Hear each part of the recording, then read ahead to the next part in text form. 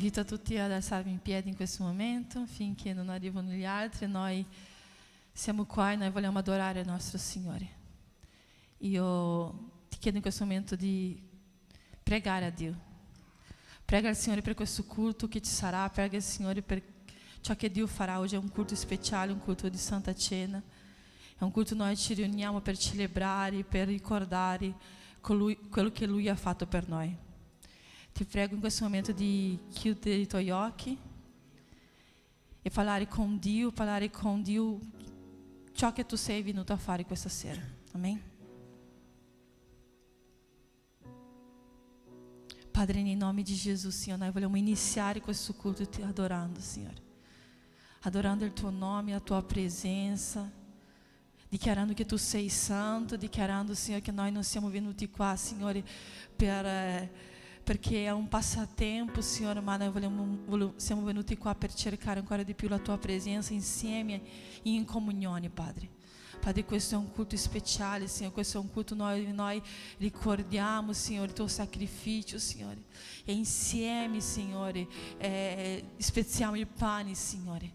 Padre, in nome di Gesù, Signore, questa sera, Padre, che questo culto non sia un culto comune, Signore, ma che sia un culto straordinario. Padre, io prego per ogni persona, Signore, che è qui questa sera. Io prego, Signore, per ogni tuo figlio che è qui, Signore. Io prego per questo gruppo di lode, io prego per il gruppo di danza, Signore. Signore, eu prego pela nossa mente, Signore, che ognuno di noi, Signore, possa, Signore, essere, Signore, collegato a Te questo momento, Signore. Che le nostre distrazioni possano rimanere fuori di questa porta, Signore. Che le distrazioni che il nemico cercherà di mettere nella nostra mente, Signore, possano rimanere fuori di questa porta. Signore, che la nostra mente sia collegata a Te in questo momento, Signore. Signore, ogni difficoltà, ogni problema, Signore, che ci ha, Signore, assalito questa settimana, Signore. Ogni cosa, Signore, che ci ha fatto preoccupare questa settimana, Signore, noi vogliamo lasciare fuori di questa porta, Padre. Qui è un momento, Signore, che noi vogliamo adorare il tuo nome. Noi vogliamo sentire, Signore, la tua presenza in questo luogo. Noi vogliamo onorarti, Signore. Noi vogliamo dirti che noi siamo qui, Signore, per adorarti, Signore, perché per ciò che tu hai fatto per noi, per il sacrificio, per la salvezza che tu ci hai donato, Signore. Padre, riempi questo luogo con la tua presenza in questo momento. Noi vogliamo dichiarare la tua santità, che tu sei santo, che non c'è nessun nome che sia uguale a te, che non c'è nessun nome che sia pari a te, Signore, che il tuo nome è al di sopra di tutti, Signore. Padre, ricevi, Signore, questo culto. Spirito Santo, in nome di Gesù, che la tua presenza venga, Signore, inondare questa chiesa in questo momento. In nome di Gesù, Signore. Amém, Signore.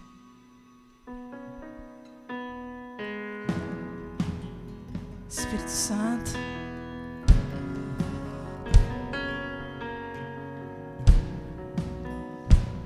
cambia l'ambiente, Signore. Santo Spirito.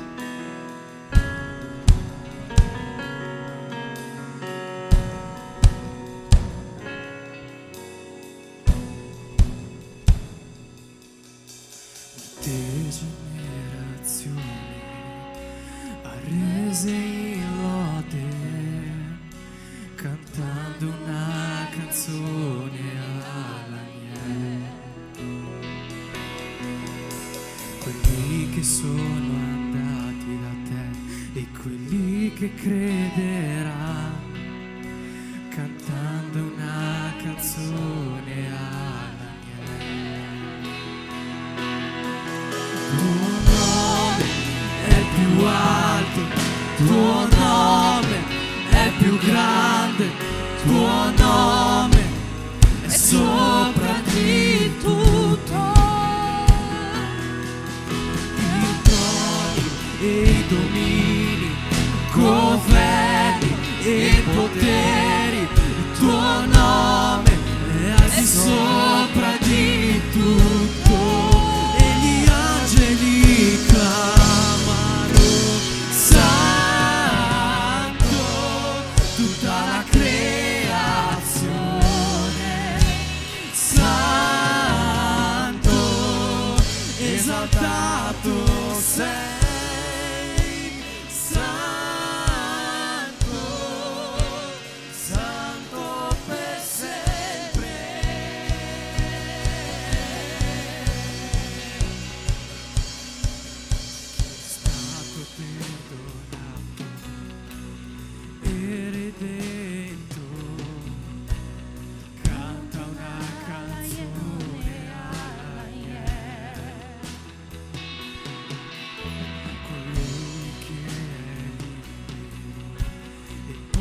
canta il suo nome, canta una canzone alla Dichiari il tuo nome.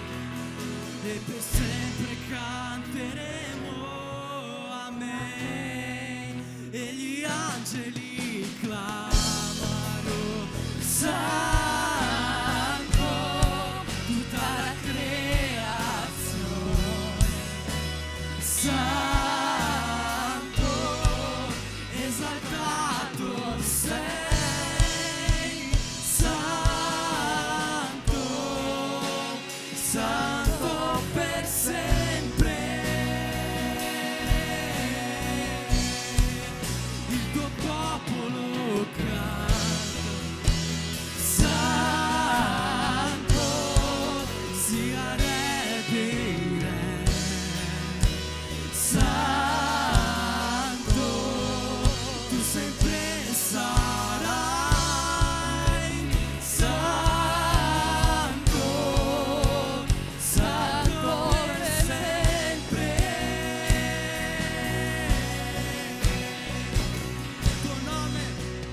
Tuo nome è il più alto, tuo nome è il più grande, tuo nome è al di sopra di tutto. I troni e i domini, governi e poteri, il tuo nome è al di sopra di tutto. Tuo nome è il più alto, tuo nome è più grande, tuo nome è al di sopra di tutto. I troni e i domini, governi e poteri, tuo nome è al di sopra di tutto. E gli angeli clamano santo, tutta la creazione santo, esaltato sei, santo, santo per sempre. Il tuo popolo canta santo, tu sei la re dei re, santo, tu sempre sarai, santo, santo per sempre. Tu sempre sarai santo,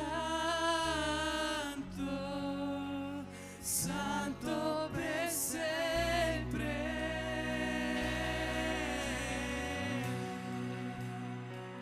Amém. Spirito Santo. Alleluia. Continua ancora com questa canzone.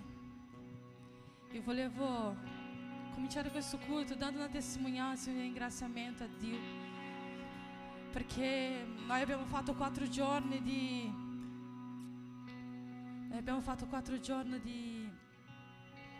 di preghiera che si chiama Esce Fuori, e tutte le volte che noi cominciamo qualche preghiera, il nemico si alza, il nemico cerca di fare qualcosa per richiamare l'attenzione. E io ho finito un giorno la preghiera dicendo se qualcosa si alza contro di voi dichiarate che c'è potenza nel nome di Gesù. E nel giorno seguente in cui io ho fatto questo, io ho detto questo, è successa una cosa così, perché per una mamma è distruggente, perché io ero lì che pitturavo il mio bagno e i bambini sono andati fuori a giocare, e Liam non è mai uscito fuori del cancello, e io ero lì che facevo, eu ho visto Benjamin che diceva Liam, dove è Liam? E quando eu ho visto Liam era dall'altra parte della strada e con le macchine che passavano. E ho detto, Dio santo, il mio cuore si è fermato così, cioè, non sapevo come fare. E lui stava tornando, então, quindi lui era uscito e non so dove era andato, forse era andato a fare una passeggiata per la strada, ma la nostra casa c'è un incrocio così che le macchine vengono veloci e vedono soltanto quando sono davanti. Quindi un bambino, immaginate un bambino di 1 metro, se venisse una macchina e se lui fosse davanti lì non avrebbe visto lui. E quindi io in quel momento lì mi si è fermato il cuore e io ho detto, ringraziato il Signore, l'ho portato dentro, ringraziato il Signore, perché è stata una liberazione. Noi sappiamo che il nemico si alza, ma il nome di Dio è al sopra di tutto. E io mi ricordo che ho passato tutta la giornata ascoltando una canzone quel giorno che si chiama Il sangue di Gesù, e poi il mio cuore era troppo accelerato e non riuscivo a calmarmi con quella situazione, e ho rimesso quella canzone. E quando ho rimesso quella canzone diceva così: il Signore è il mio guardiano, il Signore è il mio protettore, io sono vivo per il sangue di Gesù. E io so che Dio mi stava dicendo quel giorno: il nemico può anche cercare di distruggere, ma il tuo figlio è protetto, io sono il suo guardiano e lui è vivo perché il mio sangue l'ha coperto quel giorno. Io ringrazio il Signore perché io lo so che il Signore lavora tante di quelle protezioni che il Signore ci dà, tante di quelle cose che il Signore fa per noi non possiamo neanche capire, ma il Signore l'ha fatto. Io non ci avevo gli occhi in quel momento per prendere cura del mio figlio, ma Dio era lì con lui e Dio non ha fatto. Io ho visto, sentito le macchine che passavano, ma in quel momento in cui lui ha attraversato non è passata una macchina, quando lui è tornato non è passata una macchina, ma è passato quando lui era dall'altra parte della strada. Era stato Dio che ha protetto, il nemico ha cercato, ma Dio l'ha protetto. E io vorrei ringraziare il Signore per questo, perché il mio Dio è al di sopra di tutto. Il mio Dio è al di sopra di ogni astuzia che il nemico fa contro la nostra vita. Noi siamo protetti dal Signore, noi siamo guardati dal Signore. Il Signore ci copre con il suo sangue. Io ti invito a cantare ancora una volta il ritornello di questa canzone che dice: il tuo nome è più alto. Cantiamo insieme. Il tuo nome è più alto, il tuo nome è più grande, tuo nome è al di sopra di tutto. I troni e i domini, governi e poteri, il tuo nome è al di sopra di tutto. Il tuo nome è il più alto, tuo nome è più grande, tuo nome è al di sopra di tutto.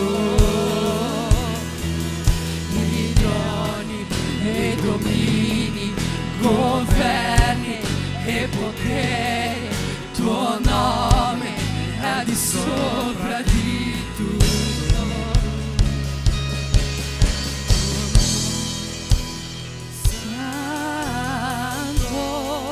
Tutta la creazione,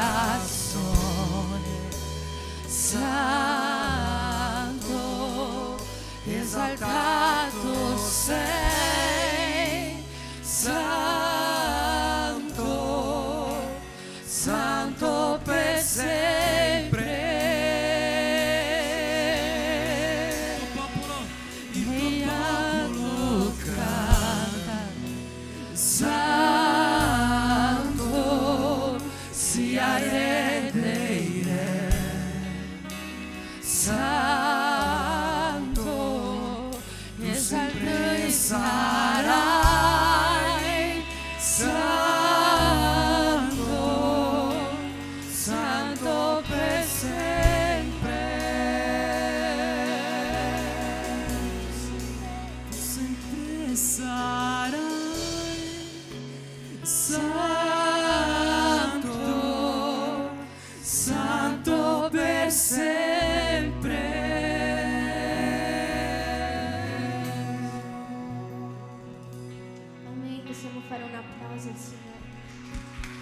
suo nome è il più alto, il suo nome è il più grande, il suo nome è al di sopra di tutti. Amen. Alleluia. Io voglio che tu chiudessi i tuoi occhi per un secondo. E noi canteremo una canzone che parla dell'agnello che si è fatto leone, di un agnello che è morto sulla croce, però quando è risorto, quando ha aperto i suoi occhi, era un leone forte. E io stavo pensando, questa canzone inizia dicendo di chi è questo amore. E tutti noi abbiamo un passato, tutti noi abbiamo una storia di vita. Però ciò che divide il tuo passato, di chi tu eri nel passato, da oggi, è l'amore di Gesù. Perché quando tu hai incontrato l'amore di Gesù, quello ha cambiato tutta la tua vita. E se tu sei chi sei oggi, è per l'amore di Gesù. Il mondo, la storia del mondo è conosciuta come un prima e un dopo Cristo. Perché Gesù non solo ha cambiato la tua vita, ma la storia dell'umanità intera. Perché prima di Cristo c'era una cosa, ma dopo si è trasformato tutto. Dopo è cambiato tutto. Perché il perdono è arrivato, la grazia è sovrabbondata dove c'era il peccato. E noi oggi ci chiediamo di chi è questo amore che ha cambiato la mia vita, di chi è questo amore che brucia dentro di me, che allontana le mie paure, i miei timori.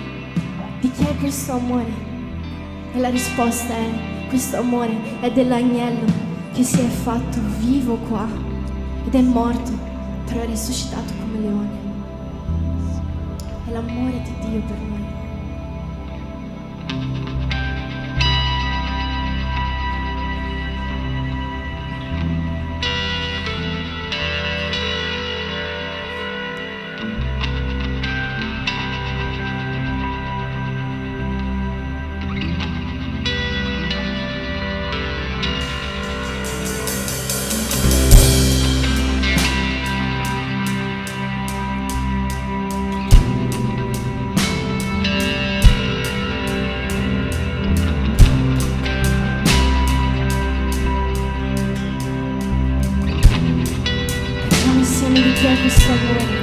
Che è questo amore che ha cambiato la mia vita, e che è questo amore che allontana il mio timore, e che è questo amore che mi ha scelto dall'inizio, che è questo amore che brucia dentro me. Suo nome è Gesù,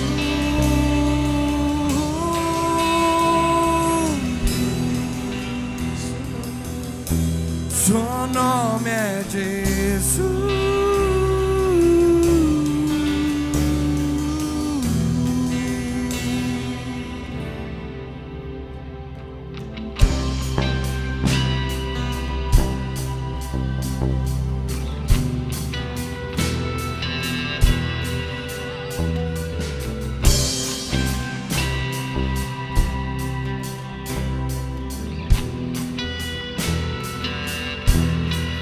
Che è questo amore che ha cambiato la mia vita,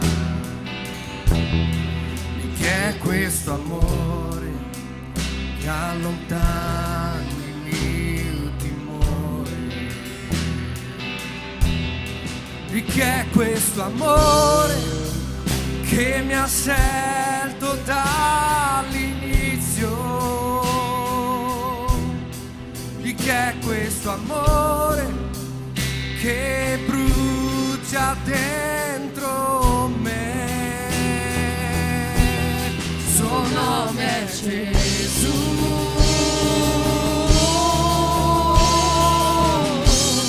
Suo nome è, suo nome è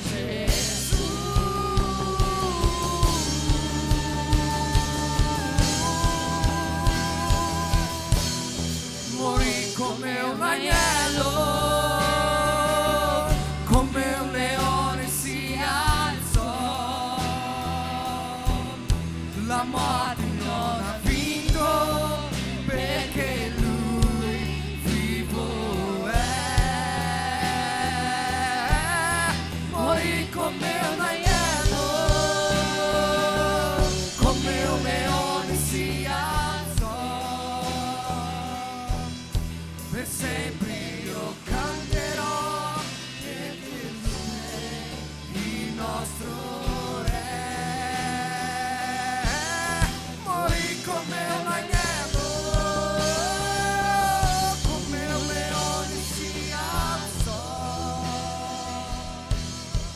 la morte non ha vinto, perché Lui vivo è.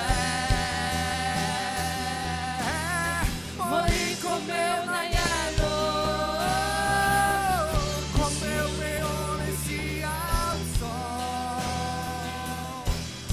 Per sempre io canterò che Tu sei il nostro Re. Per sempre io canterò che Tu sei il nostro Re. Per sempre io canterò che Tu sei il nostro Re.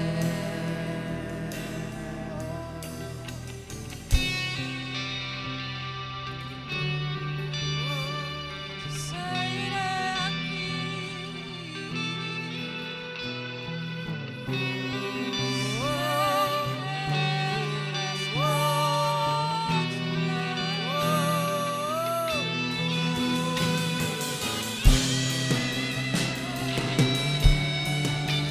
Alleluia!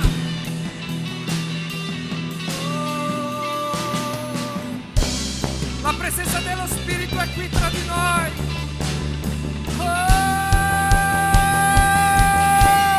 Morì come un agnello,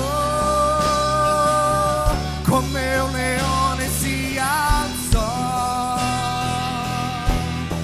La morte non ha vinto, perché Lui vivo è. Morì come un agnello, come un leone si alzò. Per sempre io canterò che Tu sei il nostro Re. Per sempre io canterò che Tu sei il nostro Re.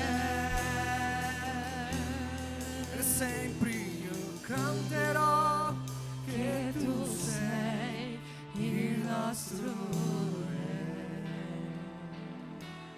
Suo nome è Gesù. Suo nome è Gesù. Suo nome è Gesù.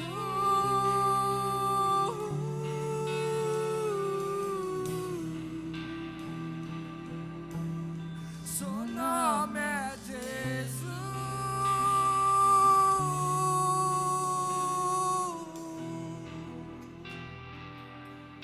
Suo nome è Gesù.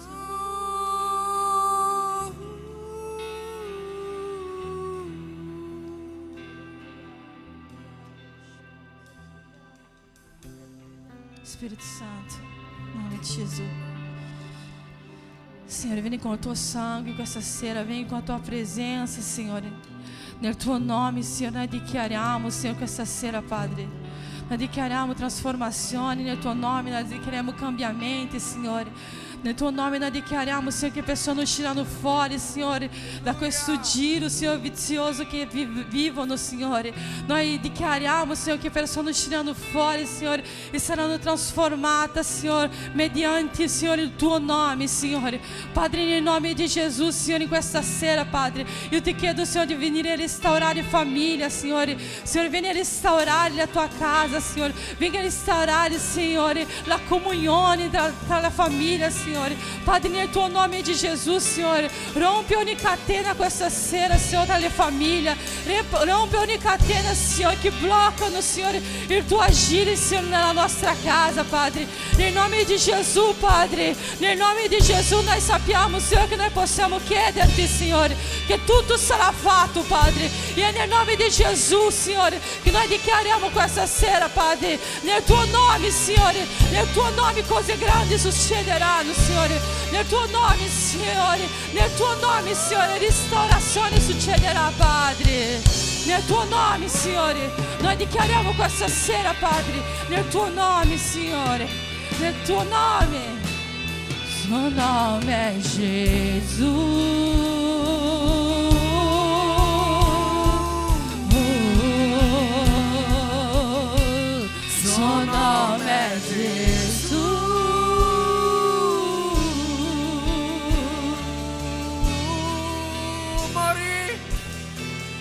morì come un agnello, come un leone si alzò. La morte non ha vinto perché lui vivo è. Morì come un agnello, come un leone si alzò. Per sempre io canterò che tu sei il nostro per sempre io canterò che tu sei il nostro re. Per sempre io canterò che tu sei il nostro re.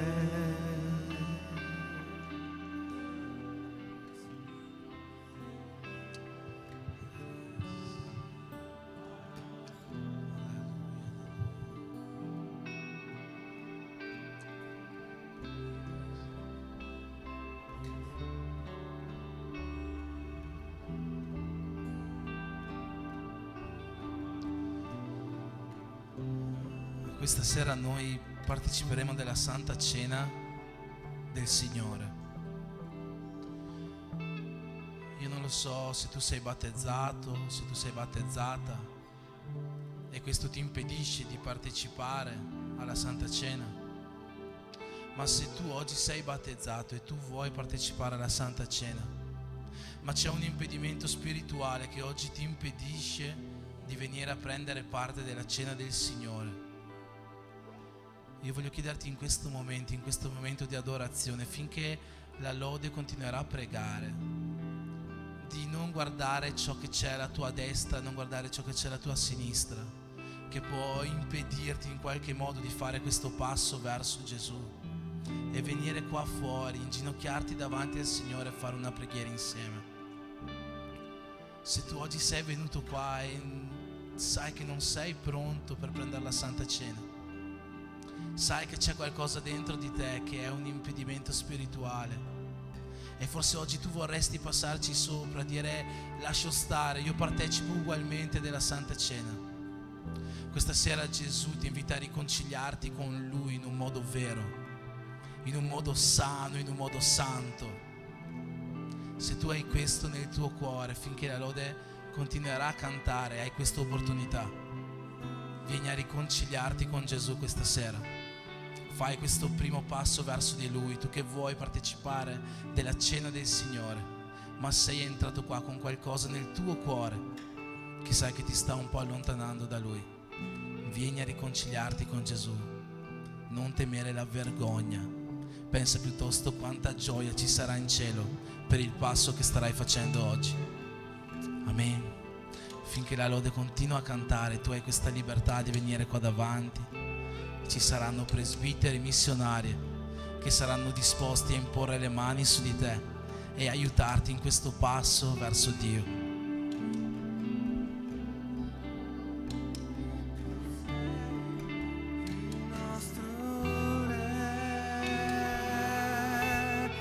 Morì come un agnello, come un leone si alzò. La morte non ha vinto perché Lui vivo è. Morì come un agnello, come un leone si alzò. Per sempre io canterò che tu sei il nostro re. Morì come un agnello, come un leone si alzò. La morte non ha vinto perché Lui vivo è. Morì come un agnello,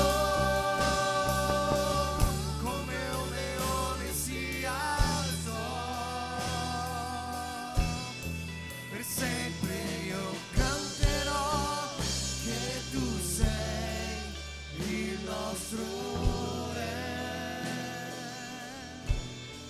Per sempre io canterò che tu sei il nostro Re.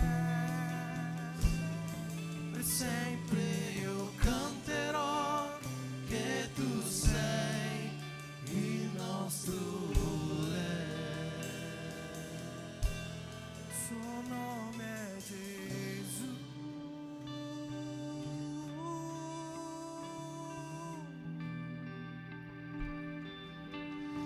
Suo nome è Gesù.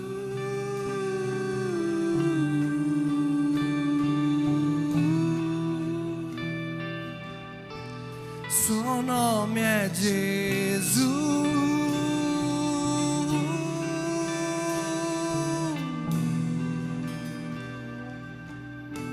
Suo nome è Gesù.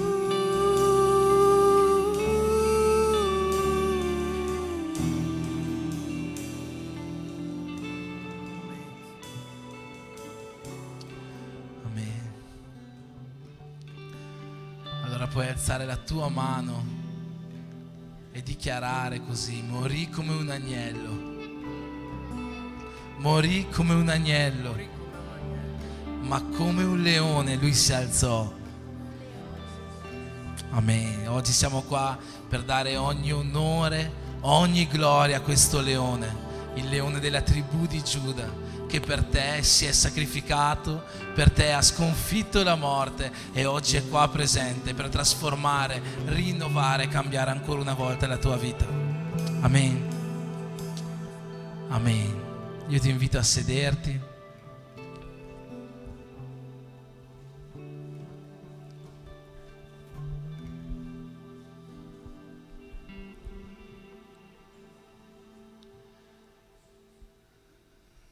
Non abbiamo molti avvisi oggi, come sempre ricordiamo la nostra sala di intercessione tutti i sabati alle 19:30 è qua nella sala.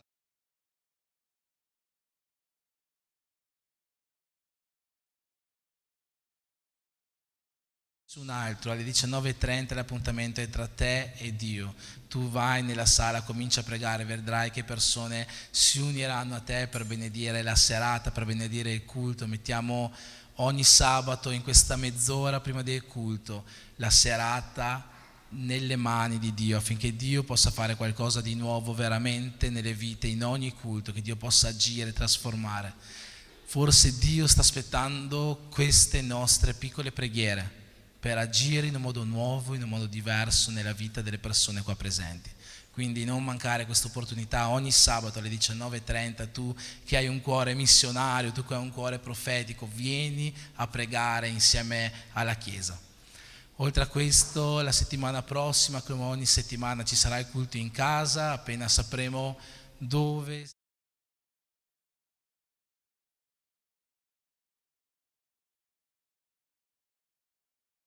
La settimana.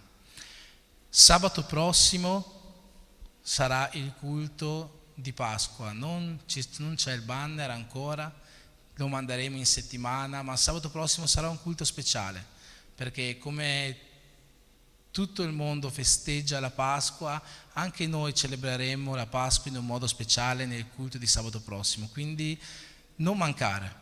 Vieni a questo culto, sarà un culto speciale, invita qualcuno, tu che sai che c'è una persona vicino a te che ha bisogno di un messaggio di speranza.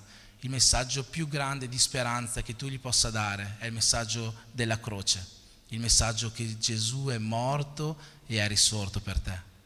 Quindi non mancare in questo culto, porta qualcuno, Dio sicuramente farà qualcosa di grande nella vita di questa persona. Amen. Chi crede in questo? Chi crede che Dio ancora agisce? Chi crede che Dio ancora cambia vite? Chi crede che Dio ancora salva persone? Amen.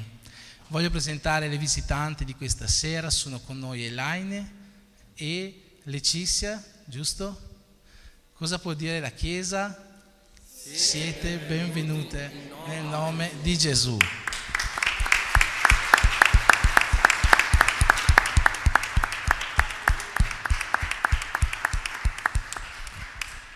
Amen. Questa è la casa del Signore, voi siete benvenute oggi, benvenute sempre. Il nostro desiderio per i nostri visitanti ogni volta è che possiate portare a casa un po' dello Spirito Santo che è stato con noi fino adesso e che sicuramente continuerà a essere con noi fino alla fine di questa serata.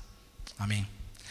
Ci alziamo in piedi, facciamo una preghiera per le decime, per le offerte, poi continuiamo a lodare il nostro Dio. Tu che oggi hai portato la tua decima, tu che oggi hai portato la tua offerta, la tua primizia, il tuo meglio, tu che durante il culto hai sentito in cuore di portare qualcosa alla casa del Signore, questo è il momento in cui puoi lasciare questa tua forma di adorazione. C'è il nostro gasofilassio, ancora non abbiamo trovato la parola adatta in italiano per definirlo, gasofilassio fa un po' ridere, ma è qua. C'è la missionaria Katia, penso, là dietro col POS per aiutarti se tu hai in cuore di fare la tua offerta attraverso il tuo bancomat. Preghiamo insieme perché Dio possa benedire le nostre case, che Dio possa benedire le nostre vite, che possa donare salute, pace, che possa donare grazia, che possa donare prosperità secondo la sua volontà. Non crediamo che se tu porti la tua offerta Dio ti farà vincere il Superenalotto. Non crediamo questo, ma ciò che credo è che Dio sia fedele. C'è scritto nella parola di Dio che anche quando noi siamo infedeli, Lui rimane fedele. Quindi io credo che quando noi portiamo la nostra offerta al Signore, Dio non fa mancare niente alla nostra casa. Forse tu domani non ti comprerai una Ferrari, ma sono sicuro che tu avrai sulla tua tavola un piatto caldo, avrai modo di sfamare i tuoi figli, avrai modo di far vivere una vita dignitosa alla tua casa. Io credo in questo, credo che Dio in qualche modo ricompensi le nostre case. Quindi io in questo momento ti invito a portare la tua offerta e pregare insieme a me. Padre, nel nome di Gesù in questo momento, Signore, noi portiamo a te le nostre decime, le nostre offerte, Signore, ciò che abbiamo nel nostro cuore, di portare con gioia alla tua casa, Signore, perché è così che vogliamo offertare, con un cuore volonteroso, con un cuore pieno di amore per la tua opera, Signore. Io ti chiedo, Signore, che tutto ciò che hai portato oggi alla tua casa possa essere usato al meglio per l'avanzamento del tuo regno su questa terra. Signore, benedici ogni famiglia che è qua presente, Signore. Signore, vieni a portare la tua salute, la tua pace, la tua gioia, il tuo amore, Signore, la tua grazia su ogni casa che è qua e prosperità, Signore, conforme alla tua volontà. Nel nome di Gesù, Signore, riempi questa chiesa con le tue migliori benedizioni. Noi ti chiediamo questo e sapendo che tu stai già provvedendo per venire incontro alle necessità di ognuno di noi. Nel nome di Gesù. Amen. Amen. Che Dio benedica i nostri bambini, che abbiano un buon culto, possano imparare di più della presenza di Dio.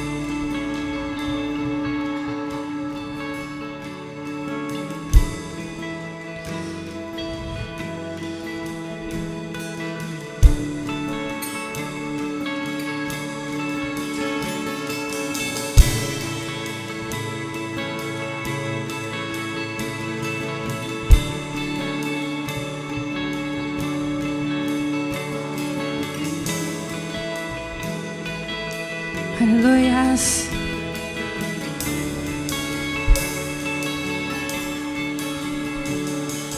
È geloso di me, il suo amore è come un uragano e io mi arrendo al vento della sua misericordia.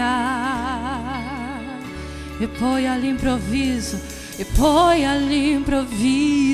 non vedo più le mie afflizioni, vedo solo la gloria e vedo quanto meraviglioso Lui è e quanto ci tiene a me. Oh, Egli mi amò. Oh, Egli mi ama, Egli mi amò. Oh, Egli mi amò.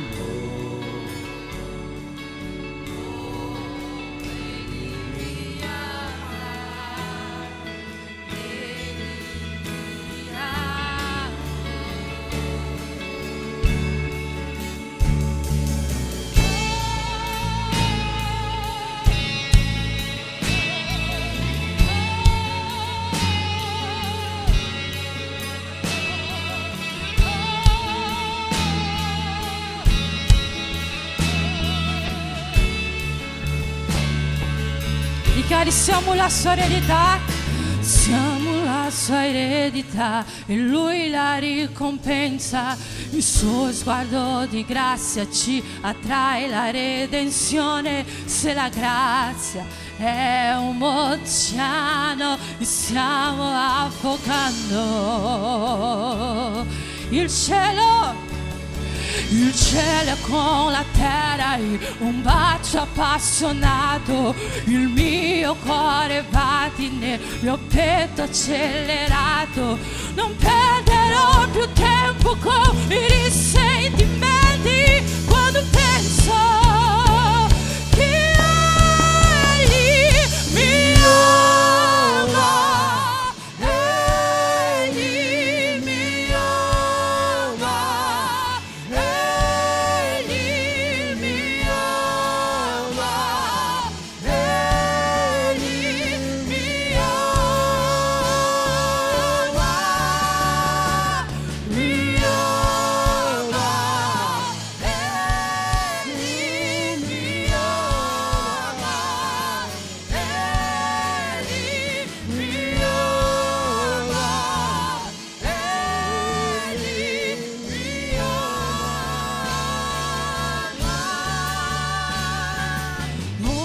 Oh, Egli mi amò. Oh,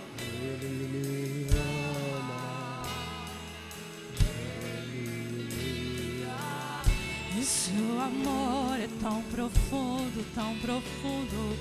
Oh,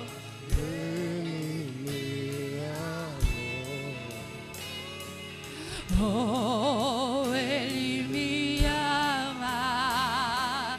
Egli mi amò. Oh, Egli mi amò. Oh, Gesù mi ama. Egli mi ama. Oh, Egli mi amò. Oh, Gesù mi ama. Egli mi ama. Mi ama. Egli mi ama. Egli mi ama. Egli mi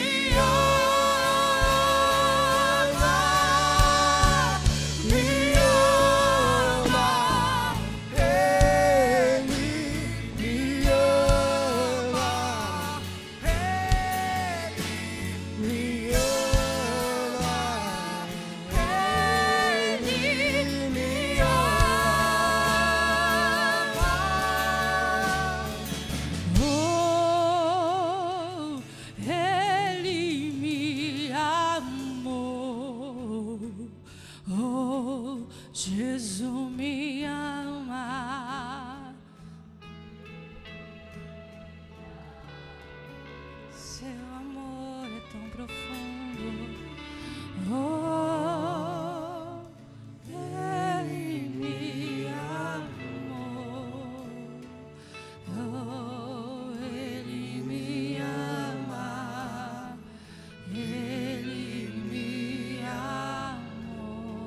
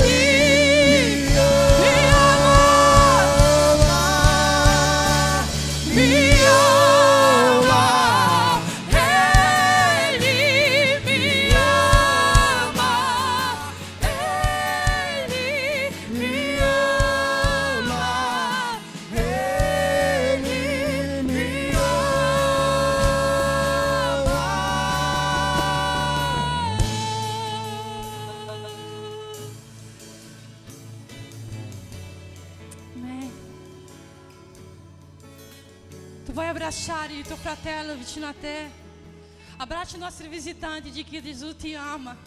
Abbraccia vicino a te e dichiara l'amore di Gesù per loro. Dica: Dio ti ama, nonostante tutto ciò che il mondo dice. Dio ti ama di un amore incondizionale, un amore inspiegabile, un amore straordinario. Dio ti ama, è un amore più grande di quello che noi possiamo immaginare. Il suo amore è al di là di ogni immaginazione, è di là di ogni comprensione, è di là di ogni situazione. Il Signore ci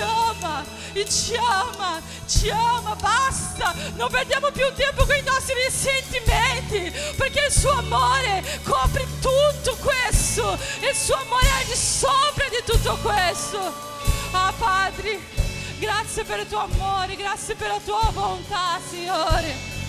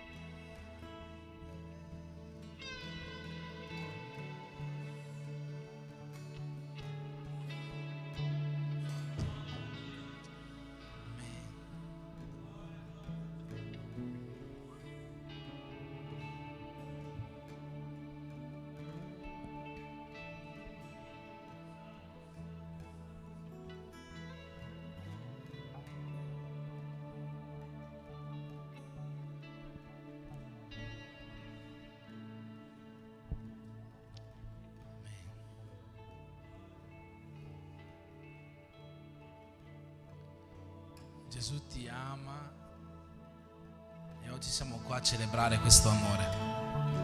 Attraverso l'atto della Santa Cena noi celebriamo l'amore che Gesù ha per noi. C'è scritto in Giovanni 15 che non c'è amore più grande che offrire la propria vita per i propri amici. Questo è quello che Gesù ha fatto. Ha fatto l'estremo sacrificio, ci ha donato l'amore più grande. E oggi noi ricordiamo insieme questo. Ma prima voglio lasciarvi una piccola parola e vi chiedo di aprire le vostre Bibbie in Efesini, al capitolo 3.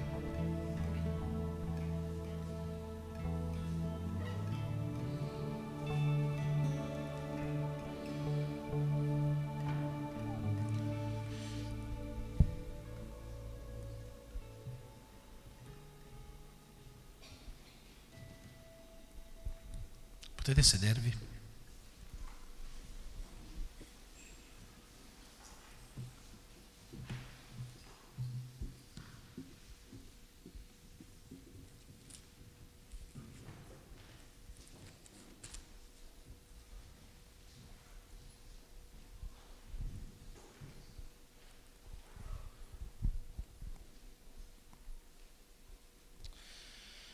Efesini capitolo 3 dal versetto 14 in avanti. È il testo che ci ha accompagnato nelle ultime 4 settimane. Oggi finiremo questa serie di una preghiera per me. Dice così la parola di Dio: per questo motivo piego le ginocchia davanti al Padre, dal quale ogni famiglia nei cieli e sulla terra prende nome. Grazie.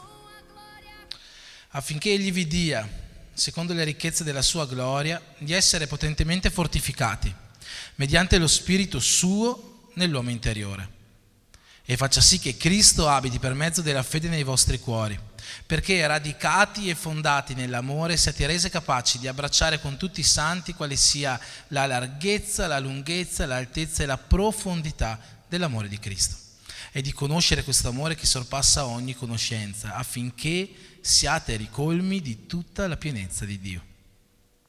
Ora, a colui che può, mediante la potenza che opera in noi, fare infinitamente di più di quel che domandiamo o pensiamo, a Lui sia la gloria nella Chiesa e in Cristo Gesù per tutte le età, nei secoli dei secoli.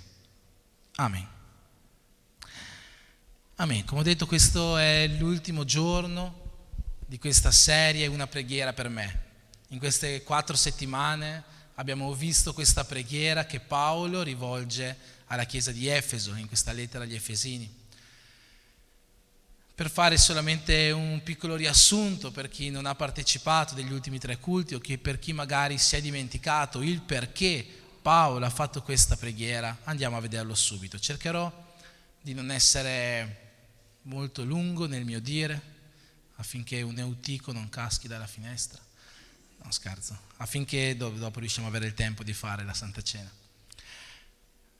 Abbiamo visto il perché Paolo scrive questa preghiera, dice questa preghiera, fa questa preghiera per gli Efesini. Ci sono diversi motivi che lui elenca nel capitolo 1 e 2 della lettera agli Efesini. Paolo comincia questa lettera dicendo che Dio ha fatto molte cose per noi. Dio ci ha eletti, Dio ci ha predestinati, Dio ci ha adottati come figli, Dio ci ha salvati, Dio ci ha avvicinati a Lui, Dio ci ha incluso nelle promesse che un tempo erano soltanto per il popolo di Israele. Tutte queste cose Dio ha fatto per noi, ma questo non è il vero motivo per il quale Paolo scrive questa preghiera, fa questa preghiera. Il vero motivo è il perché Dio ha fatto tutte queste cose per noi. Paolo scrive questa preghiera per i motivi per i quali Dio ha fatto tutte queste cose per noi. Dio ci ha eletti, ci ha predestinati, ci ha adottati come figli, eccetera, eccetera. Quali sono questi motivi? Prima di tutto lascio chiaro ancora una volta, se non fosse chiaro, Dio non ci ha salvati, Dio non ci ha eletti, Dio non ci ha adottati come figli con un secondo fine. Lui ha fatto tutto questo perché ci ama, come abbiamo appena cantato. Dio ci ama di un amore perfetto, ci ama di un amore immenso, ci ama di un amore che è difficile anche da comprendere, ma che noi siamo tenuti a comprendere, come abbiamo visto la settimana scorsa, se vi ricordate. Dio ci ama e quindi Lui non ci ha salvati con un secondo fine, ma nonostante Lui non ci abbia salvato con un secondo fine, sicuramente Dio ha un piano per la vita di ognuno di noi. Dio ha una volontà per la vita di ognuno di noi, ovvero non ci ha salvato perché noi facciamo qualcosa, ma Lui ci ha salvato e vorrebbe, ha questa volontà che noi facessimo quel qualcosa. Quel qualcosa sono 3 motivazioni che Paolo elenca sempre nei primi 2 capitoli della lettera agli Efesini. La prima motivazione che abbiamo vista è che noi dobbiamo essere il compimento di Cristo. Noi come Chiesa, noi uniti, noi uno in Cristo, come vedete scritto bello grande là dietro, siamo il compimento di Cristo. La seconda motivazione che Paolo dice sempre nel capitolo 2 della lettera agli Efesini è che Dio ci ha salvato per fare le opere che Dio ha precedentemente preparato affinché noi le compissimo, ovvero ognuno di noi ha delle opere che Dio ha già messo lì pronte perché noi le compiamo. Ognuno di noi ha delle opere, vuol dire ognuno di noi ha già qualcosa da fare per il regno di Dio, che sia lavorare in chiesa, che siano anime da salvare, che sia portare la testimonianza, che sia adorare, che sia pregare. Non lo so quali sono le opere che Dio ha già messo davanti a te, ma ci sono. Tu hai già un piano divino per la tua vita e Dio vorrebbe che tu compissi questo piano divino, vorrebbe che tu facessi queste opere. La terza motivazione è che noi dobbiamo essere il Tempio dello Spirito Santo. Queste 3 motivazioni le troviamo nei primi 2 capitoli della lettera agli Efesini e così nel terzo capitolo della lettera agli Efesini Paolo comincia questa preghiera dicendo: per questo motivo, questi sono i motivi, quelli che abbiamo appena detto, io faccio questa preghiera. E abbiamo visto di che cosa tratta questa preghiera, ovvero in questa preghiera ci sono 3 richieste specifiche che Paolo fa a Dio per gli Efesini, ma abbiamo detto che se questa preghiera è giunta fino a noi, queste 3 richieste non si fermano alla chiesa di Efeso, queste 3 richieste sono per tutti quanti noi. E queste 3 richieste sono per di essere potentemente fortificati nell'uomo interiore. Abbiamo visto nella prima settimana questa prima richiesta. Paolo prega affinché noi possiamo essere potentemente fortificati nell'uomo interiore.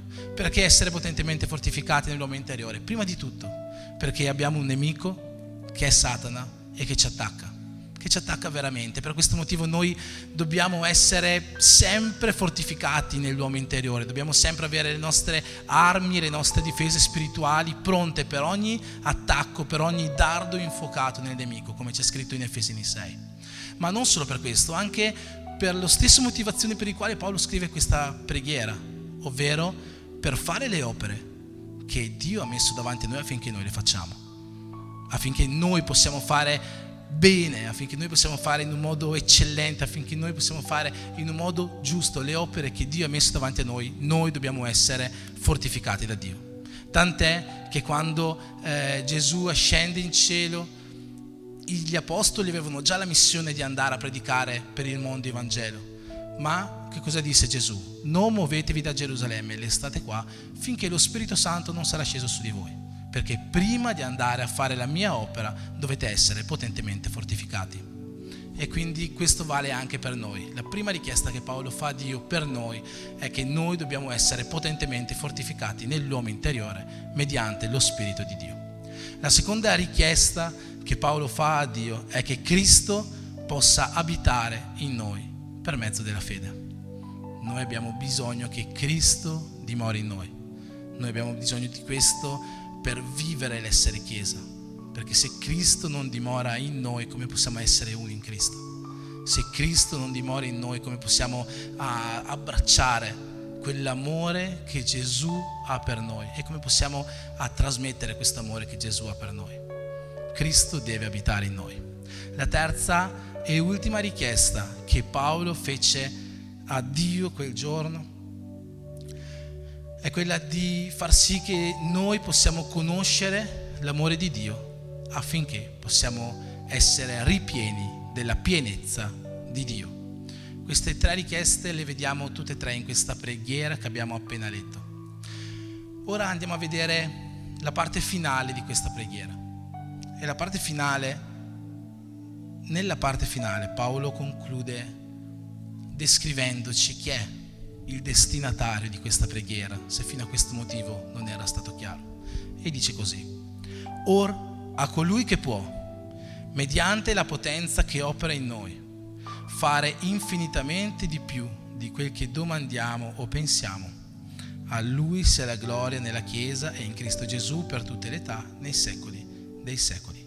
Amen. Or a colui che può fare infinitamente di più di quel che domandiamo o pensiamo. Questa è la persona a cui è rivolta questa preghiera. E la mia domanda questa sera per te è semplicemente questa: tu a chi rivolgi le tue preghiere? Tu a chi rivolgi le tue preghiere? Domanda banale, no? Nel senso, tutti quanti noi rivolgiamo le nostre preghiere a Dio. Io spero, credo, ho fede in voi, che tutti quanti voi abbiate questo momento di intimità con Dio una volta ogni tanto e preghiate veramente Dio nella vostra intimità. Spero veramente questo, che ognuno di noi abbia questo momento di intimità, indipendentemente che sia nella sua cameretta, in macchina. Ho confessato a Fabiano l'altro giorno che il mio momento di intimità con Dio è sotto la doccia. Io quando sono sotto la doccia comincio a pregare. Per questo Fabiano ha detto che sto diventando calvo, perché c'è l'acqua che mi sta facendo diventare pelato.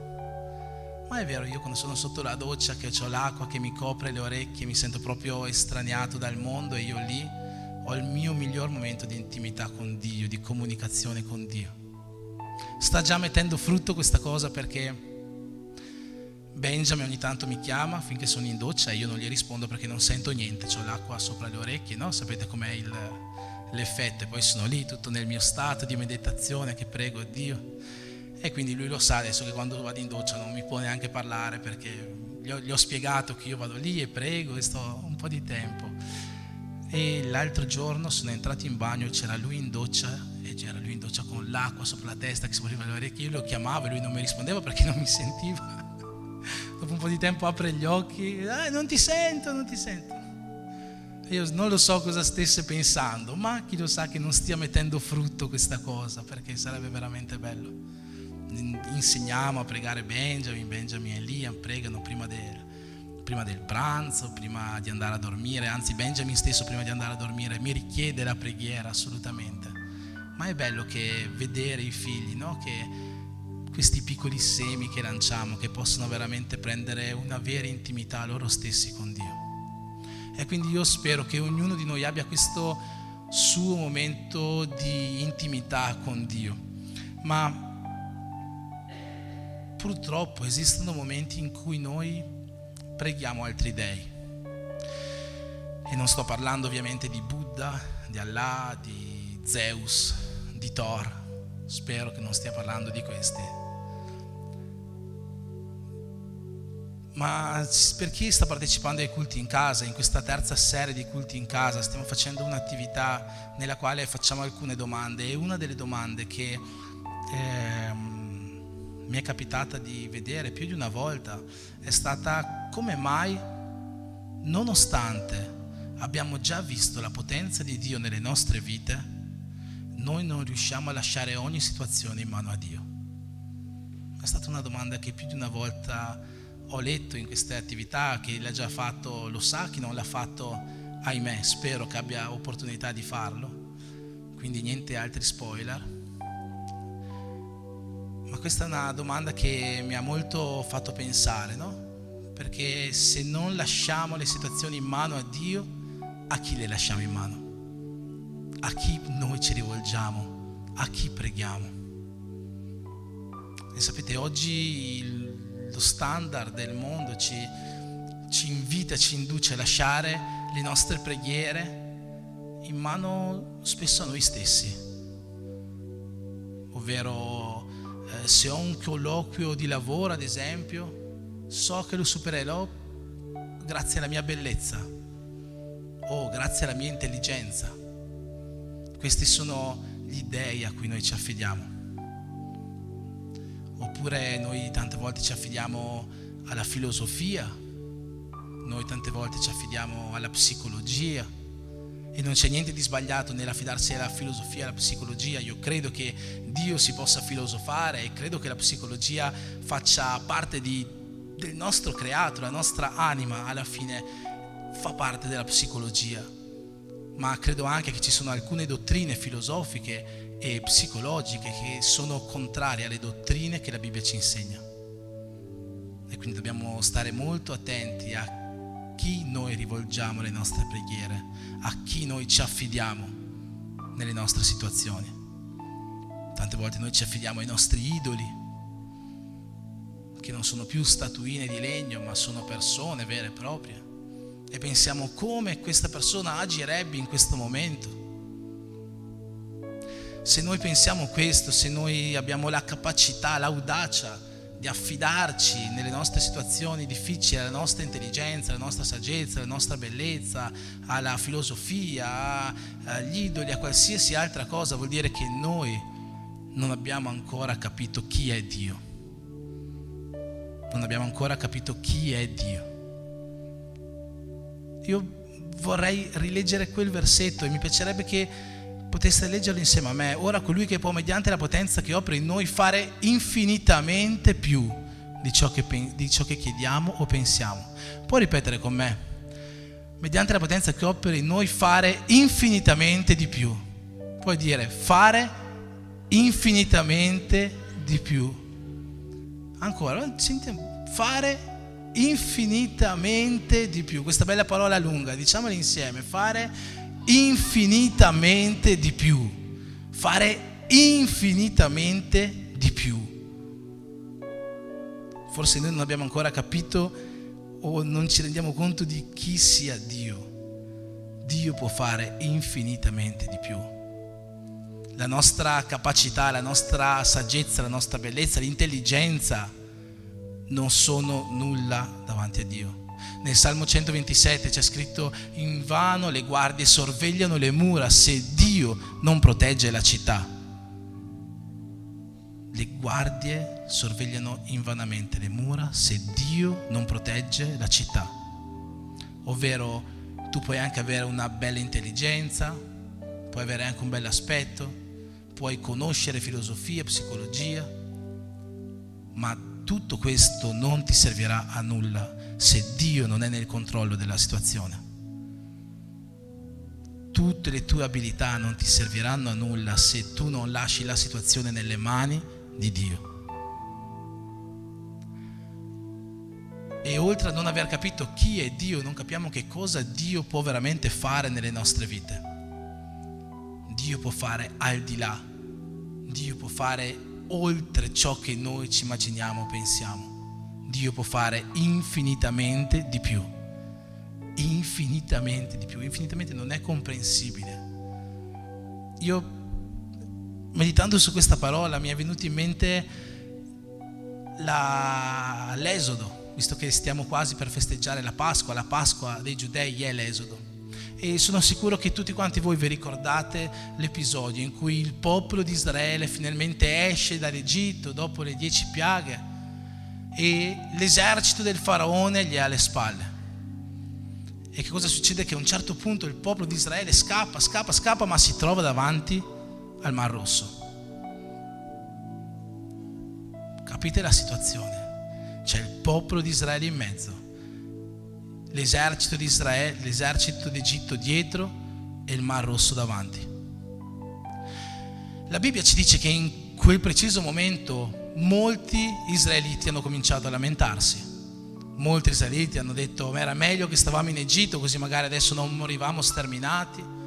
E hanno cominciato a lamentarsi. Ma io oso pensare, spero, che mi piacerebbe pensare che ci fosse tra tutti quegli israeliti almeno, non lo so, 5, 10, anche uno che in quel momento abbia pregato.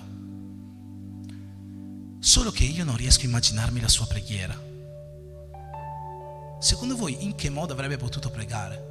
Forse avrebbe potuto dire: Dio, salvaci da questa situazione, così in un modo molto astratto, tutto al più pensando a quello che Dio aveva già fatto nelle piaghe d'Egitto. Avrebbe potuto dire: Dio, manda una grandine che stermini l'esercito di Israele, d'Egitto, o manda delle mosche velenose che le avvelenino, no?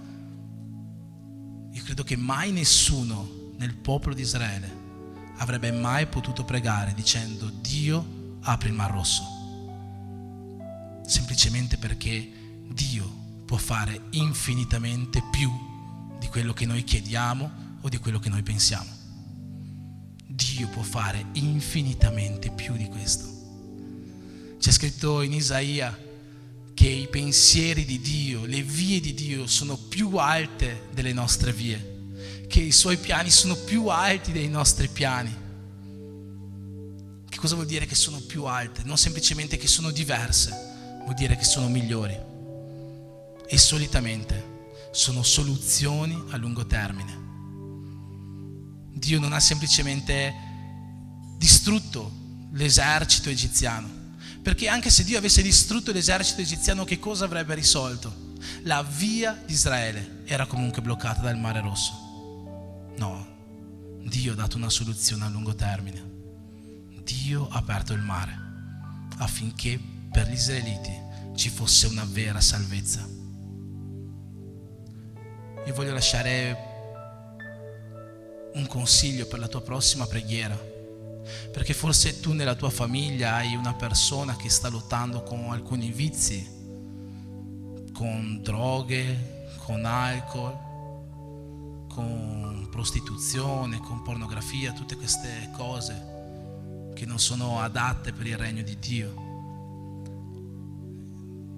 Il consiglio che voglio darti è: non limitare la potenza di Dio nella vita di queste persone, perché Dio non semplicemente, forse tu oggi stai pregando perché smettano con questi vizi, perché escano da questa strada, ma la potenza di Dio è infinitamente maggiore di quello che tu possa pensare nelle tue preghiere. Tant'è che c'è scritto in Romani 8:26 che lo Spirito Santo ci aiuta a pregare. Se non fosse così, noi non riusciremo neanche minimamente a pregare come si deve. Quando tu preghi la prossima volta per queste persone, non limitare la potenza di Dio nella vita di queste persone. Prega sì perché escano da queste strade, prega sì perché escano da queste vie, prega perché ogni vizio, ogni contaminazione del mondo possa uscire dalla sua vita, ma prega anche perché questo sia un progetto a lungo termine. Prega perché insieme all'uscire dal vizio ci sia un sincero ravvedimento nel suo cuore. Prega perché insieme all'uscire da queste vie ci sia un vero pentimento, un vero riavvicinamento a Dio nel suo cuore. Perché questo è un progetto a lungo termine, è il progetto che Dio può fare. Lui può farlo perché Lui può fare infinitamente di più di quello che tu oggi puoi pensare, di quello per cui fino adesso hai pregato. Dio può fare di più. Dio può fare di più. L'unica persona che può mettere limiti al potere di Dio nella tua vita, nella vita dei tuoi parenti, nella vita dei tuoi amici, sei tu. Non mettere limiti alla potenza di Dio nella tua vita.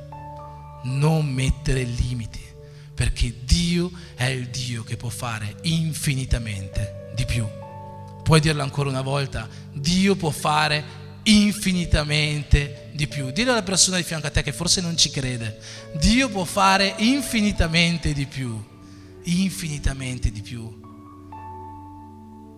Forse c'è una persona che sta soffrendo di qualche malattia, Dio non darà semplicemente la cura. Prega perché Dio, che può fare infinitamente di più insieme alla cura, possa far sì che questa cura venga testimoniata e che la gloria di Dio sia fatta.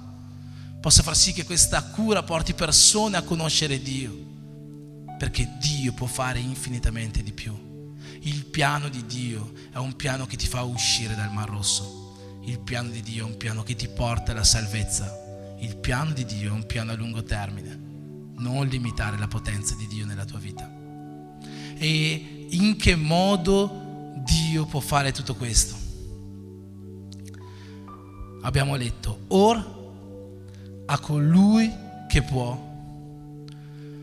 mediante la potenza che opera in noi, fare infinitamente al di là di quel che domandiamo, pensiamo. Mediante la potenza che opera in noi. In che modo Dio può fare infinitamente di più? Mediante la potenza che opera in noi. Voglio solo precisare qual è questa potenza che opera in noi. Ho avuto il piacere ieri, Andrea era un po' preoccupata perché stavo tornando a casa dal lavoro e non tornavo più, perché è successa una cosa che quando mi succede io non riesco proprio a controllarmi. Stavo tornando a casa, sento una signora anziana dal poggiolo che comincia a urlare: chiami i carabinieri, chiami i carabinieri. Figurati, io subito vado a vedere che cosa sta succedendo perché mi interessa, e vedo che sotto il poggiolo di questa signora ci sono due anziane signore davanti al cancello. E quando vedi due persone insieme davanti a un cancello e la gente che gli urla dietro, 99% delle volte o qualcuno che ti propone un contratto telefonico nuovo, ma di solito sono i testimoni di Geova. E quindi non ho resistito. In realtà sono andato, poi sono tornato, dovevo andare a casa, però insomma alla fine non ce l'ho fatta, sono andato dai testimoni di Geova e mi sono messo a parlare con loro. Sono stato lì una mia bella mezz'oretta a parlare perché mi diverto. E una delle cose che è sorta, che è il loro pensiero, no? Il pensiero di testimoni di Geova: loro non credono nella Trinità. Loro credono, senza andare nel particolare, che lo Spirito Santo, che è ciò che ci interessa in questo momento, è la potenza di Dio, è come la forza di Dio. Questo per loro è lo Spirito Santo. Solo che noi sappiamo che lo Spirito Santo non è la potenza di Dio. Lo Spirito Santo è una delle tre persone della Trinità. La Bibbia stessa dice che lo Spirito Santo è Dio, testualmente. E quindi, senza dilungarmi con la mia discussione con le signore, chiudiamo qua la parentesi. Quando qua parla ora colui che può mediante la potenza che opera in noi fare infinitamente di più, questa potenza di cui parla, come tante volte noi magari pensiamo o velocemente gli arriviamo alla conclusione, non è lo Spirito Santo. Questa potenza che opera in noi non è lo Spirito Santo. C'è differenza tra la potenza e lo Spirito Santo. Ho Ho preso soltanto 2 versetti per fare capire questa differenza. Non è uno studio questo, ma penso che se a casa a volte non abbiamo la possibilità di studiare la Bibbia, è buono studiarla anche in chiesa, no? Uno di questi versetti è la prima lettera ai Tessalonicesi, capitolo 1, versetto 5. Dice così: infatti il nostro Vangelo non vi è stato annunciato soltanto con parole, ma anche con potenza, con lo Spirito Santo e con piena convinzione. Qua Paolo ai Tessalonicesi fa questa distinzione tra potenza, Spirito Santo e convinzione. Da questo già capiamo che tra potenza e Spirito Santo c'è una differenza, non sono la stessa cosa. Lo stesso identico ragionamento lo vediamo Atti degli Apostoli al capitolo 10, quando Pietro va a casa di Cornelio e lì comincia a evangelizzare questo Cornelio e lì racconta la storia di Gesù e dice così, la storia di Gesù di Nazaret, come Dio lo ha unto di Spirito Santo e di potenza, e come egli è andato dappertutto facendo del bene, guarendo, eccetera eccetera. Anche qua vediamo questa stessa distinzione. Ho preso solo 2 versetti. Se voi cercate sulla Bibbia ce ne sono molti e molti di più. Quando parla la Bibbia di Spirito Santo e quando parla di potenza sta facendo una distinzione, non sono la stessa cosa. Tante volte noi, parlando della potenza che vive in noi, parliamo dello Spirito Santo che vive in noi. Non è completamente sbagliato, ma se andiamo proprio teologicamente a mettere i puntini sulle i, non sono la stessa cosa. Allora di che cosa sta parlando qua Paolo quando parla di questa potenza che vive in noi? Lo vediamo esplicitamente nella seconda lettera ai Corinzi, capitolo 12, versetto 9, è un versetto molto famoso. E Dio mi ha detto: la mia grazia ti basta, perché la mia potenza si dimostra perfetta nella debolezza. Quando la Bibbia ci parla della potenza che vive in noi, ci parla della grazia di Dio. La mia grazia ti basta, perché la mia potenza si dimostra perfetta nella tua debolezza. Nella prima lettera di Pietro, al capitolo 4, dal versetto 10 in avanti, la Bibbia ci parla della multiforme grazia di Dio o della svariata grazia di Dio. Quando noi parliamo di grazia abbiamo sempre definito grazia come un favore immeritato, non è sbagliato, è giusto, ma la grazia è qualcosa che va al di là di questo favore immeritato. La grazia è la potenza di Dio e per questo motivo qua nella seconda lettera ai Corinzi, capitolo 2, versetto 19 ci dice proprio così, che la mia grazia ti basta, perché la mia potenza si dimostra perfetta nella tua debolezza.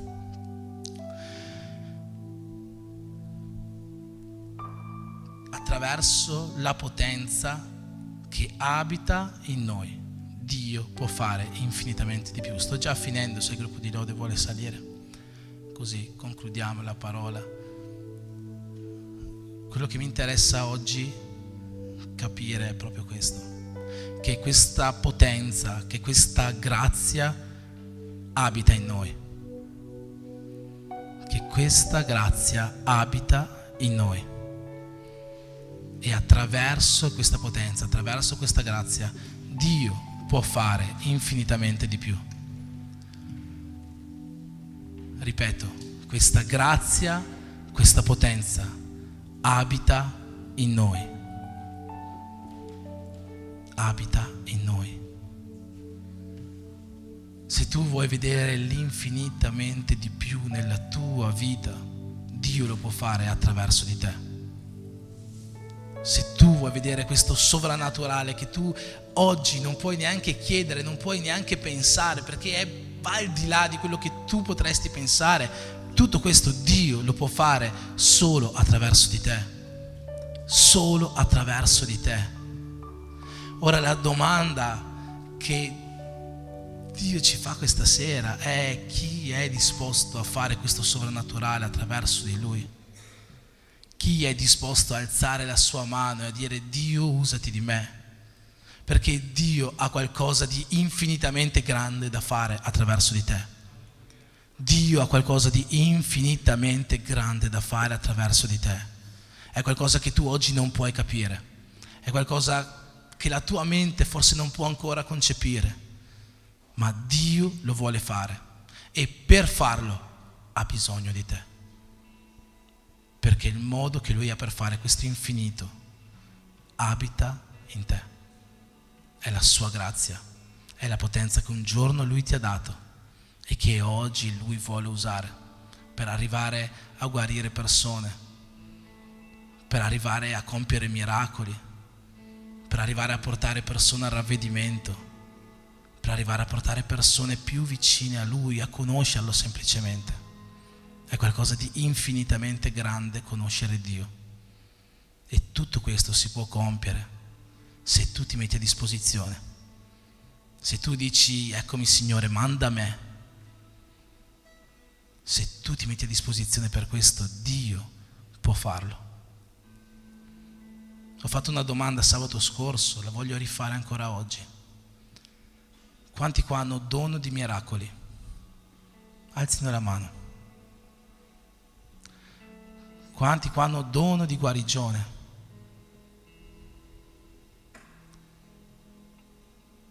E voi pensate che questa chiesa non abbia bisogno di dono di miracoli o di dono di guarigione?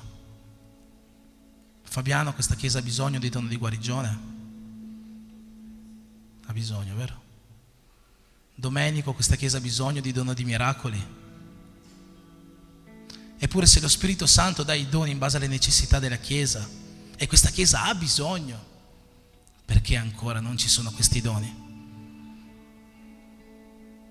Quanti di noi hanno già pregato perché questi doni potessero essere ricevuti in loro? Ho una grande notizia per noi questa sera: Dio vuole fare infinitamente di più attraverso la potenza che abita in noi. E questo infinitamente di più si manifesta attraverso i doni dello Spirito. Che tu possa essere una di quelle persone che oggi, come Samuele, dicono: eccomi Signore, il tuo servo ti ascolta, o come Isaia: eccomi, manda me. Che tu possa alzare la tua mano e dire: l'infinitamente di più che vuoi fare, lo puoi fare attraverso di me. Lo puoi fare attraverso di me. L'opera di Dio non è un gioco, l'opera di Dio è reale. La salvezza è reale. Non tirarti indietro da quello che Dio vuole fare. Non tirarti indietro da quello che Dio vuole fare, perché lo vuole fare attraverso di te. Amen. Io ti chiedo di alzarti in piedi, facciamo una preghiera per concludere questo momento. E spero che la parola di questa sera possa aver avuto un significato per la tua vita come l'ha avuto per la mia, e che ognuno possa, a partire da oggi, piegare un po' di più le sue ginocchia, chiedendo a Dio che lo possa usare veramente, chiedendo a Dio che dove c'è bisogno di essere cambiato lo possa modellare, chiedendo a Dio che attraverso la sua vita l'infinitamente di più che Dio vuole fare possa cominciare a realizzarsi. Padre, nel nome di Gesù, Signore, siamo qua questa sera, Dio, e io voglio mettere, Signore, ognuno di noi nelle tue mani, perché, Signore, noi vogliamo essere disposti a fare questo infinitamente di più. Io ti chiedo, Dio, di mettere questo sentimento nel nostro cuore, Signore, di mettere questo desiderio di applicarci alla tua opera, Signore, di mettere questo amore nel salvare le anime, di mettere la tua compassione nei nostri cuori, Dio, affinché, Signore, attraverso questa preghiera, Signore, che ci ha accompagnato in queste 4 settimane, ognuno di noi possa essere più pronto, Signore, per essere tuo tempio, Signore, possa essere più pronto per essere più chiesa, possa essere più pronto per fare quelle opere meravigliose che tu hai messo davanti a noi. Ma sappiamo che per fare tutto questo, Signore, noi dobbiamo dire di sì alla tua chiamata. Tu ci hai già promesso che vuoi fare infinitamente di più. Vuoi fare infinitamente di più attraverso di noi. Metti in noi questo sentimento che è stato nei grandi eroi della parola di Dio, questo sentimento di dire: sì, Signore, sono qua, eccomi, il tuo servo ti ascolta, manda me, e attraverso di me compi il tuo sovrannaturale in mezzo a noi. Nel nome di Gesù, Signore, benedici ognuno di noi mettendo questo sentimento nuovo nel nostro cuore, nel nome di Gesù. Amen.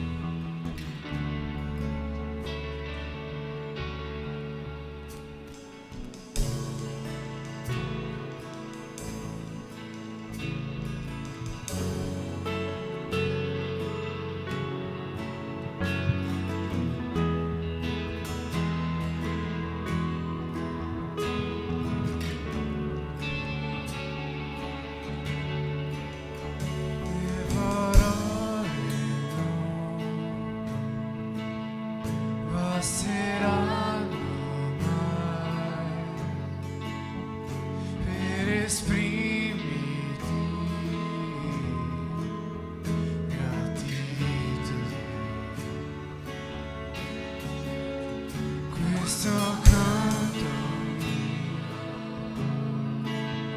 certo finirà, mentre tu mi udi, ma alla fine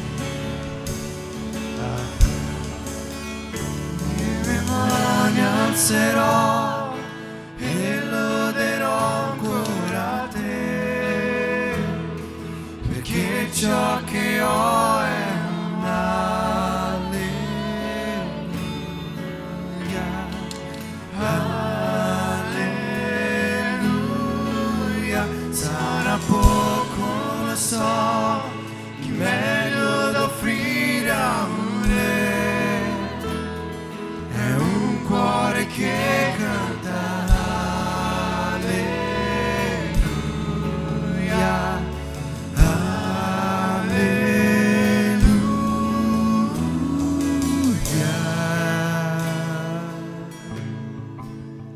Le parole non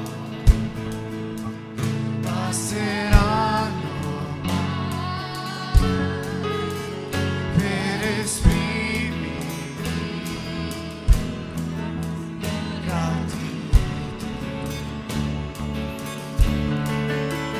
questo canto mio certo finirà, perché tu mio Dio mai una fine avrà. Le mie mani alzerò e loderò ancora te, perché ciò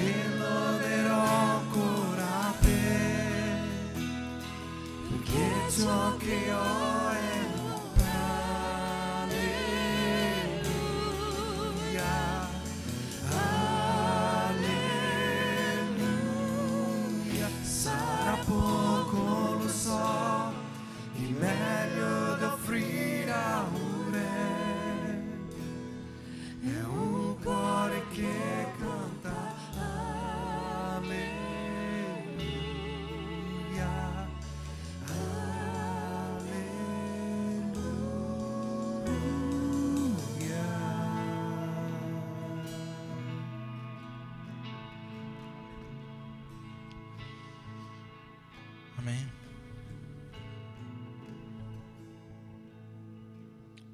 Ci prepariamo in questo momento a prendere la Santa Cena. Voglio leggere un testo diverso questa sera. Leggerò dal Vangelo di Giovanni al capitolo 6, dal versetto 53 in avanti. Dice così: perciò Gesù disse loro: in verità, io vi dico, che se non mangiate la carne del Figlio dell'uomo e non bevete il suo sangue, non avete la vita in voi. Chi mangia la mia carne e beve il mio sangue ha vita eterna, e io lo risusciterò nell'ultimo giorno. Perché la mia carne è vero cibo e il mio sangue è vera bevanda. Chi mangia la mia carne e beve il mio sangue dimora in me e io in lui. Come il Padre vivente mi ha mandato e io vivo a motivo del Padre, così chi mi mangia vivrà anche egli a motivo di me. Questo è il pane che è disceso dal cielo, non come quello che i padri mangiarono e morirono. Chi mangia di questo pane vivrà in eterno. Queste cose disse Gesù insegnando nella sinagoga di Cafarnaum. Perciò molti dei suoi discepoli, dopo averlo ascoltato, dissero: questo parlare è duro, chi lo può ascoltare? Da allora molti dei suoi discepoli si ritrassero indietro e non andavano più con lui. Perciò Gesù disse ai 12: non ve ne volete andare anche voi? E Simon Pietro gli rispose: Signore, da chi ce ne andremo noi? Solo tu hai parole di vita eterna. E noi abbiamo creduto e abbiamo conosciuto che tu sei il Santo di Dio. Quello che noi facciamo questa sera, prendendo questo pane che per noi rappresenta il corpo di Cristo e questo succo che per noi rappresenta il sangue di Cristo, è il vivere queste parole di vita eterna. Non stai prendendo questi alimenti per questa serata, tu stai prendendo questi alimenti per vivere l'eternità con Cristo. Non prendere questo momento alla leggera. Oggi tu ti riconcili con Cristo e Lui viene a abitare in te ancora una volta. Preghiamo in questo momento per benedire e consacrare questi alimenti e questa Santa Cena. Padre, nel nome di Gesù, in questo momento, Signore, vogliamo mettere nelle tue mani, Signore, questo pane e questo succo che per noi rappresentano, Signore, il tuo corpo, il tuo sangue che tu hai versato sulla croce per noi. Signore, sappiamo che questi sono solo alimenti, ma noi crediamo per fede che una volta ingeriti, Signore, tu verrai a visitarci in un modo nuovo, in un modo speciale. Tu verrai a ricucire rapporti che si sono strappati con te. Tu verrai a sanare ferite. Tu verrai anche a guarire fisicamente persone. Io credo, Signore, che questi alimenti possano avere un effetto di rinnovo nella nostra vita. Per questo motivo io ti chiedo, Signore, di santificarli, di consacrarli, e che questa Santa Cena possa essere una Santa Cena speciale per molti dei qua presenti. Io ti prego per questo nel nome di Gesù. Amen.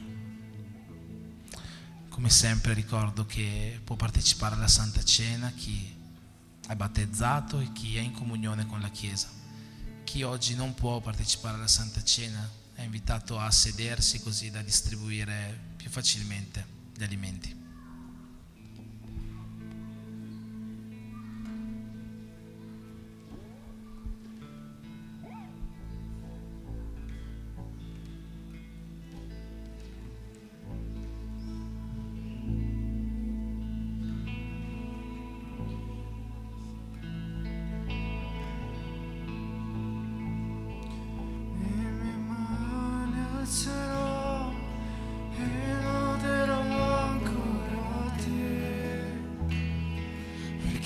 Ciò che ho è una alleluia, alleluia. Sarà poco, lo so, che meglio da offrire a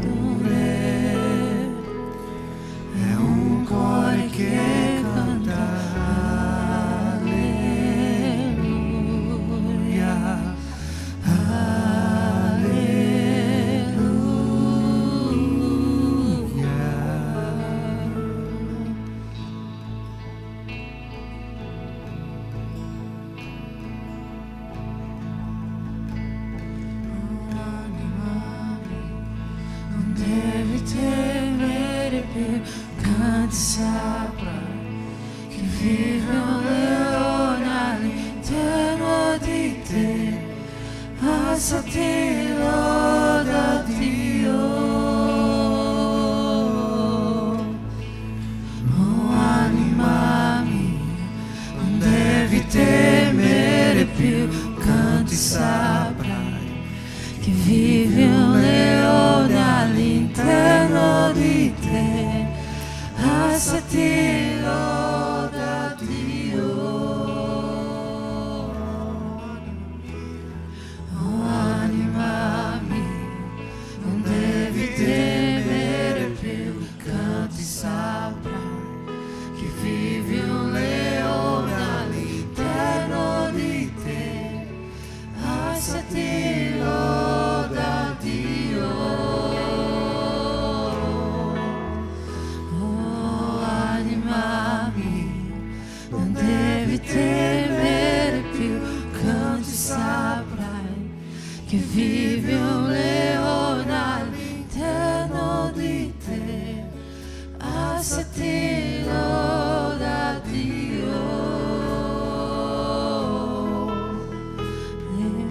Anima mia, non devi temere più, canti saprai che vive un leone all'interno di te, alzati, loda Dio.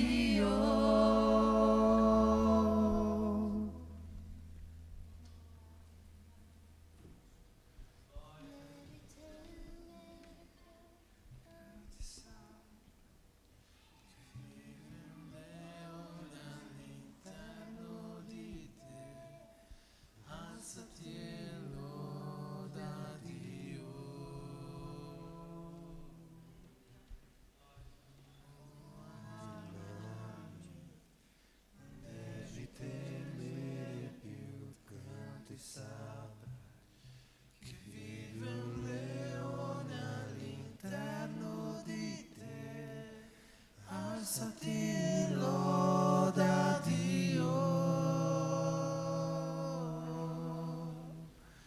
Oh anima mia, non devi temere più, canti saprai che vive un leone all'interno di te, alzati, loda Dio.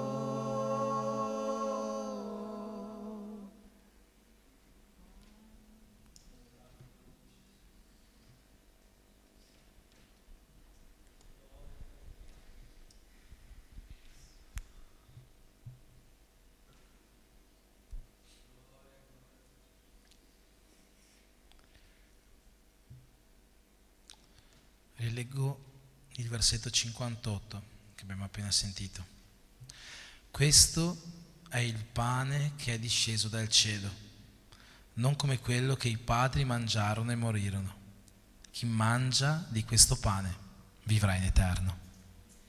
Come il nostro Signore Gesù ci ha insegnato, insieme mangiamo questo pane che rappresenta il corpo di Cristo.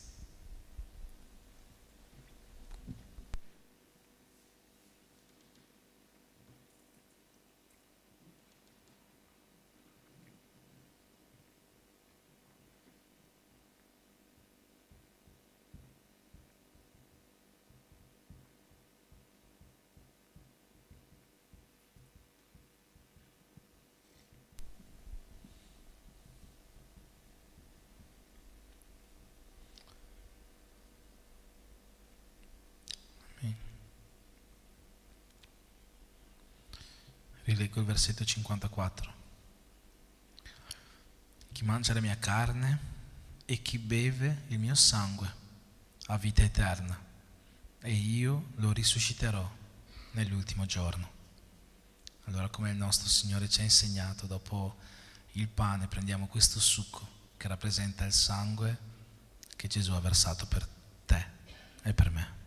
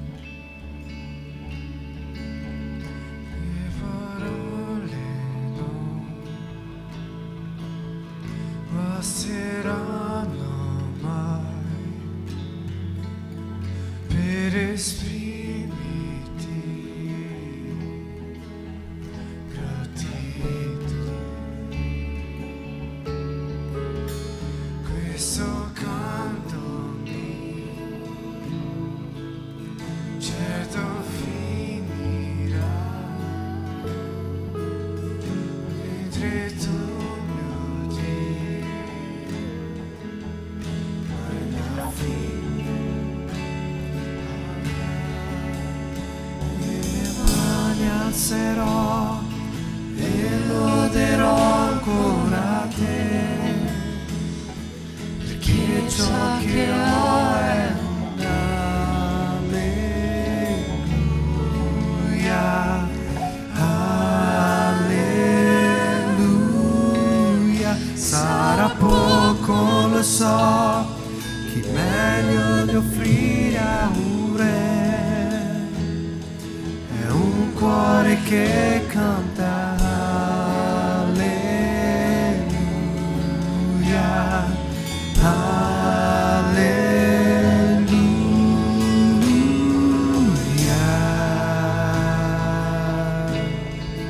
Le parole passeranno per esprimerti gratitudine. Questo canto mio certo finirà, perché tu, mio Dio, mai una fine avrà. Le mie mani alzerò e loderò ancora te, perché ciò che ho è un'alleluia, alleluia. Sarà poco, lo so, che meglio da offrire a un re, è un cuore che canta alleluia,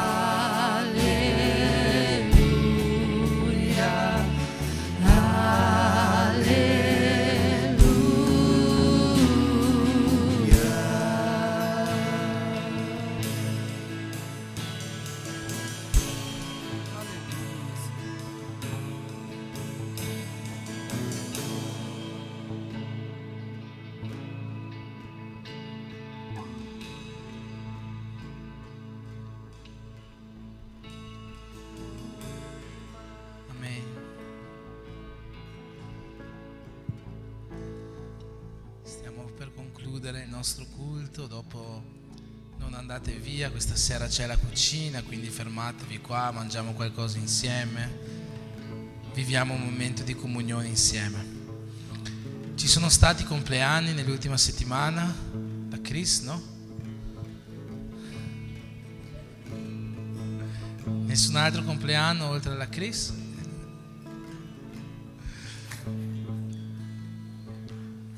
Quest'anno la Chris riceverà doppia porzione di auguri. Amen. Allora ci alziamo in piedi affinché possiamo fare un'ultima preghiera. Sì. Ho un avviso da dare. Allora, chi sa che giorno è domani? Che giorno? Allora, domani è il giorno internazionale delle sedie. No, domani, sto scherzando, la Lady non ha mai sentito un giorno internazionale delle sedie. No, domani noi saremo qua in chiesa, vedete quelle due sedie lì davanti? Questa qua, grigie. Domani noi saremo qua con un po' di persone e chi vuole venire sarà molto benvenuto, però deve dirci che viene perché la nostra sorella Rosalinda preparerà un buonissimo, bravo Sandro, un buonissimo pranzo per noi e quindi dobbiamo sapere quante persone ci sono. Noi faremo tutte queste sedie qua, queste sedie hanno più di 15 anni, penso, ancora di più di 15 anni, però diventeranno tutte belle come nuove, quindi domani chi può vieni qua a darci una mano, aiutarci. Non è un processo molto semplice, veloce, ma se siamo in tanti diventa molto facile. Amen. Quindi vi aspettiamo domani mattina già dalle 10? 9? 9? 9 va bene, 9 va bene. Domani mattina alle 9 saremo qua, ci sarà il pranzo qua, quindi fatto dalla Rosalina, ovviamente offerto, e dopo staremo fino a mezzanotte, no? Più o meno. No. Amen. Preghiamo insieme per concludere questo culto, chiediamo che le benedizioni di Dio possano arrivare nella nostra vita, che Dio possa cominciare un lavoro nuovo dentro ognuno di noi. Padre, nel nome di Gesù, io ti chiedo, Signore, di prendere ogni persona, ogni famiglia, Signore, che è qua presente, che qua ha identificata questa sera anche nella vita di solo uno o due fratelli di quella famiglia. E Signore, io ti chiedo di agire in un modo nuovo attraverso il tuo Spirito, Signore, in quella casa. Io ti chiedo, Signore, che queste 4 settimane che ci hanno accompagnato, Signore, possano avere un significato nella vita di ognuno di noi. Che ognuno di noi possa, Signore, aver ricevuto questo messaggio che tu hai una volontà per la nostra vita. Che ognuno di noi possa prodigarsi per compiere l'opera che tu hai preparato per noi. Che ognuno di noi venga ad essere chiesa ogni giorno di più, impegnandosi ad amare e abbracciare il fratello e la sorella. Che ognuno di noi possa venire a prendere la responsabilità dello Spirito Santo che c'è in lui, diventando veramente tempio dello Spirito Santo.